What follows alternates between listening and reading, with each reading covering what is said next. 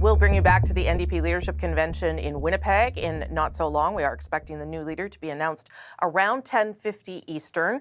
But in the meantime, let's talk a little bit more about other political matters. The Prime Minister has been pushing his vision for Canada to be a global energy superpower. During a visit to Norway earlier this month, Carney met with representatives from Norwegian-based energy company Equinor to discuss its backing of one project in particular, Bay du Nord. It is an offshore oil project off the coast of Newfoundland and Labrador. One of the conversations I had today was with Equinor about Bay du Nord, which is a very attractive project off Newfoundland, which we look to move forward. Carney has been touting the project again as recently as this past week. We've come to an agreement with Newfoundland on Bay du Nord, which is one of the biggest offshore oil developments in the country. Earlier this month, Newfoundland and Labrador reached a benefits agreement with Equinor and BP, the two companies backing the project. It's a big step forward towards its development. This, as a Canadian delegation, was in Texas this past week for a global energy conference. Newfoundland and Labrador's Premier, Tony Wakeham, was part of that group, and I talked to him earlier about the province's energy push. Premier Wakeham joins me now. Nice to see you, Premier. Nice to be here. Thank you.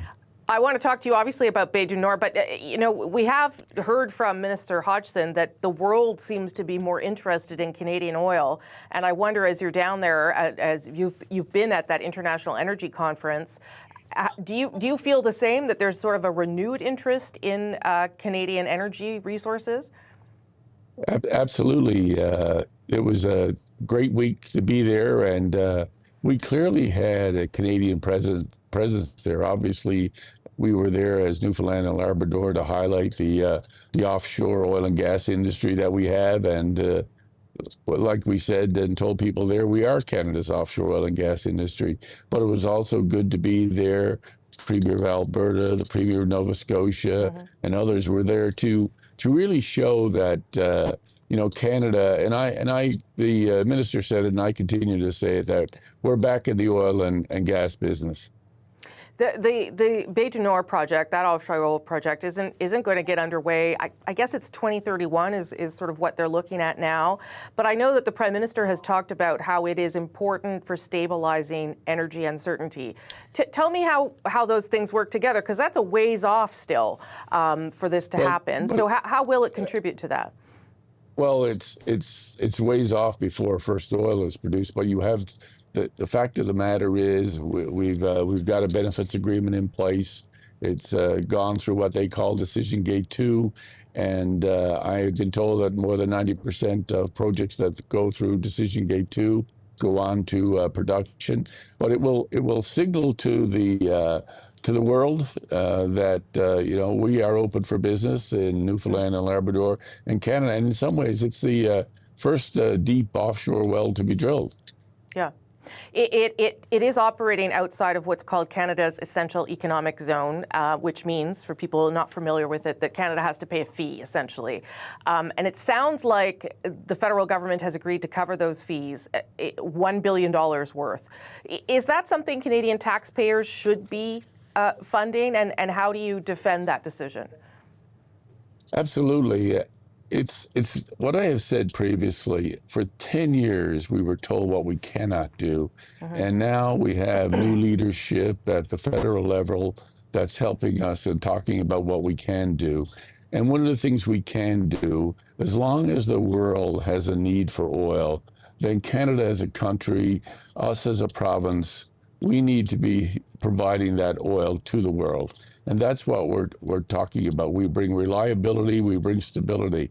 And those are key factors that the world is looking for right now. What is the benefit agreement that you have reached with Equinor and BP in terms of what the province is going to get out of this?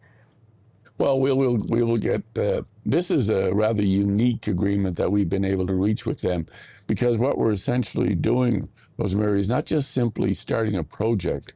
We're going to start a new industry. We've been able to work with Equinor, to work with our trade unions, and talk about a benefits agreement that will not only see royalties flowing into our province, But we'll also see Equinor contributing to the start of a new industry in Newfoundland and Labrador, and that's the building of a floating dry dock, which will create an industry that will live on. Will you make the benefits agreement public at some point, at least some of the details, so that taxpayers understand what this project is all about and how you're going to benefit from it? Absolutely. That's a thing we're working through that agreement right now with Equinor. How soon would you expect to have those details for everyone? I don't have an exact date on when we will be releasing it, but we'll be perfectly clear that we will be making sure that all Newfoundlanders and Labradorans know exactly the benefits of this agreement. Do you think that the difference, Premier, here was the federal government, and what have they done beyond the decision to pay these international fees? What have they done to make sure that this is going to go ahead? Well, what you've seen is a signal from the Prime Minister talking about the project. You've heard from the Prime Minister of Norway talk about what a great project this is. Yeah. So this is the signal that the world needed to hear. This is the signal that we brought to the meetings this past week, CERA meetings, a signal to all of the major players that Canada is a major player in itself. And we are here. We have a reliable country. We have stability, and we're prepared to work with those companies to make sure, as I said, as long as the world has a demand for oil, we're here to help provide it. You also met, I believe, with Mark Wiseman, Canada's new ambassador to the U.S. What kind of conversations did you have with him, particularly about exports to the United States?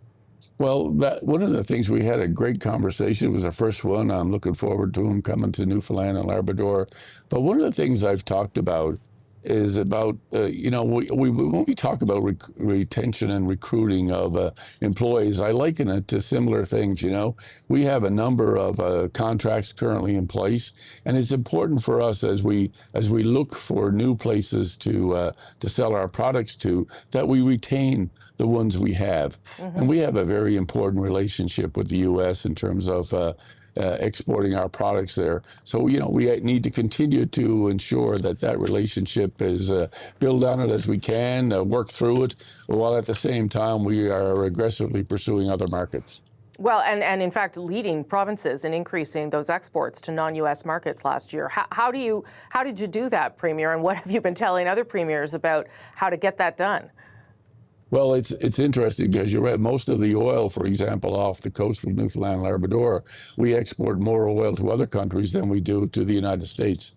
Right. But that's a real challenge. And industry by industry, it's not like some thing that's a cookie cutter approach. It's going to have to be based on how you do this industry by industry. Premier Tony Wakeham, nice to see you. Appreciate you squeezing me in there during your busy time. Oh, thank you so much for having me.